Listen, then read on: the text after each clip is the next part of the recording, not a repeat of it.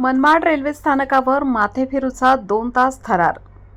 Railway वाहतूक विस्कळीत, पोलिसांची दमछाक.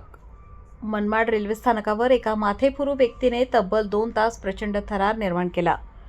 रेल्वेच्या तारांवर ओव्हरहेड वायरजवळ चढून बसलेल्या एका व्यक्तीमुळे स्थानक परिसरात मोठी खळबळ उडाली होती.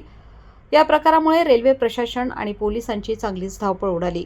मिळालेल्या माहितीनुसार संबंधित व्यक्ती अचानक रेल्वे रुळावरून उतरून ओव्हरहेड वायरजवळ जाऊन बसला. त्याला खाली उतरवण्यासाठी रेल्वे पोलीस, स्थानिक पोलीस आणि रेल्वे कर्मचारी यांनी समजावण्याचे अनेक प्रयत्न केले, मात्र तो कोणाचेही ऐकण्याच्या मनस्थितीत नव्हता. त्यामुळे काही काळ तणावपूर्ण परिस्थिती निर्माण झाली होती. या घटनेमुळे सुरक्षेच्या कारणास्तव काही काळ रेल्वे वाहतूक थांबवावी लागली.